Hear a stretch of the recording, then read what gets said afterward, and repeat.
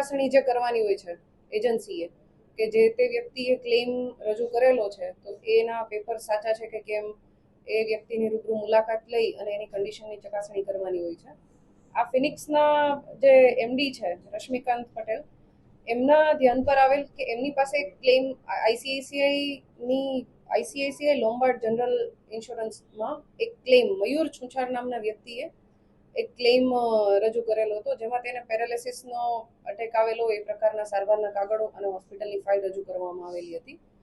આ જે મયુર છુંછાર છે એના ઘરે વિઝિટ કરતા આ લોકો જે હોસ્પિટલની ફાઇલ અને મયુર છુંછાર દ્વારા રજૂ કરવામાં આવેલી ફાઇલ હતી આની ચકાસણી કરવામાં આવી. આ બંને ફાઇલમાં જે સારવારના કાગળો હતા એ અલગ પ્રકારના હતા, એટલે એ શંકા ઉપજાવ્યા એવા હતા. સાથે મયુર છુંછારની ઘરે વિઝિટ કરવા ગયા ત્યારે એમના ઘરે ડૉક્ટર અંકિત કાથરાણી કે જે ફિઝિયોથેરાપિસ્ટ છે એ આજે મયુર છુંછાર છે એમને એક્સરસાઇઝ કરાવતા હતા અને એમણે બધું હેન્ડ રિટન લખીને આપેલું હતું કે આ વ્યક્તિને આટલી આટલી તકલીફ છે અને એના માટે એણે ક્લેમ રજૂ કરેલો છે અને સાચા ડોક્યુમેન્ટ રજૂ કરેલા છે. આ પ્રકારનું ડૉક્ટર અંકિત દ્વારા લખીને આપવામાં આવેલું હતું અને મયુર છુંછારે જે ફાઇલ રજૂ કરેલી હતી એ સમર્પણ હોસ્પિટલની હતી. હવે આ મયુર છુંછારની હકીકત હતી એમાં એણે એક એમઆરઆઈને એવું કરાવેલું હતું. આ એમઆરઆઈનો સમય અને હોસ્પિટલમાં જે એડમિટ થયો એના સમયમાં વિસંગતતા આવતી હોય, જે રશ્મિકાંત પટેલ અને એમના સાથેના કર્મચારીને શંકા જતા એમણે એમના ઘરની બહાર ખાનગી કપડામાં બેસી અને એના ઘરની બહાર થોડી વાર ચેક કર્યું કે આ વ્યક્તિની હલચલ શું છે. તો થોડી વાર પછી આ મયુર છુંછાર છે એ પોતાની જ બાઇક લઈ અને નીકળી અને એક જગ્યાએ ચાની કિટલીએ જઈ અને ચા બનાવવા લાગેલ. આના વિડીયોગ્રાફી વગેરે આ જે કંપની છે એના દ્વારા કરવામાં આવેલી હતી.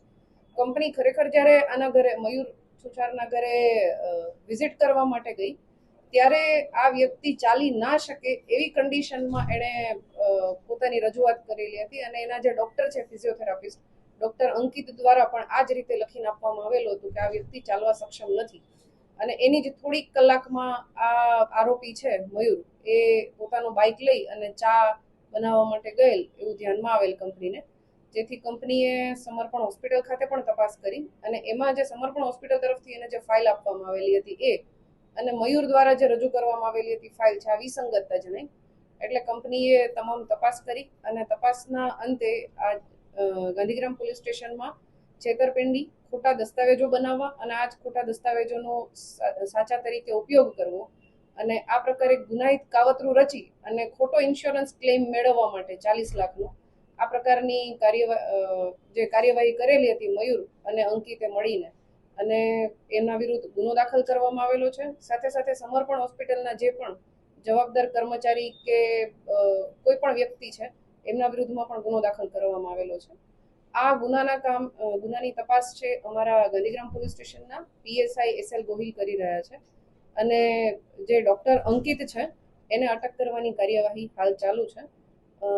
આરોપી મયુર છે એને પકડવા માટે અમારી ટીમ કાર્યરત છે અને સાથે સાથે તપાસ દરમિયાન જે પણ વ્યક્તિની આમાં સંડોવણી ખુલશે એ તમામ વ્યક્તિઓ વિરુદ્ધ કાર્યવાહી કરવામાં આવશે. આમાં સંચાલકની શું ભૂમિકા?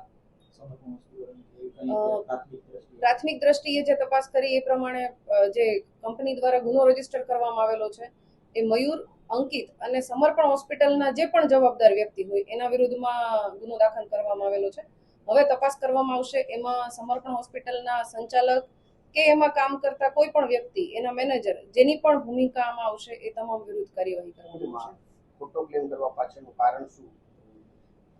પ્રાથમિક દ્રષ્ટિએ જે જણાવ્યું છે એ પ્રમાણે આ મયુર છે એની ઉપર દેવું હતું અને પૈસા મેળવવા માટે થઈ અને આ ખોટો ક્લેમ કરવામાં આવેલો છે. ભૂતકાળમાં આવું કોઈ કૃત્ય અંકિત કે કોઈ દ્વારા આવું કરવામાં આવ્યું હોય? ગુનો ગઈકાલે રજીસ્ટર થયેલો છે, ગુનાની તપાસ ચાલુ છે. તપાસમાં જેમ જેમ આગળ વધશું એ રીતે ખ્યાલ આવશે કે આ વ્યક્તિ દ્વારા આ પ્રકારની કોઈ કાર્યવાહી કરવામાં આવી છે કે કેમ. સીએલમાં એમઆરઆઈ હા, એમણે એક એમઆરઆઈ કરાવેલો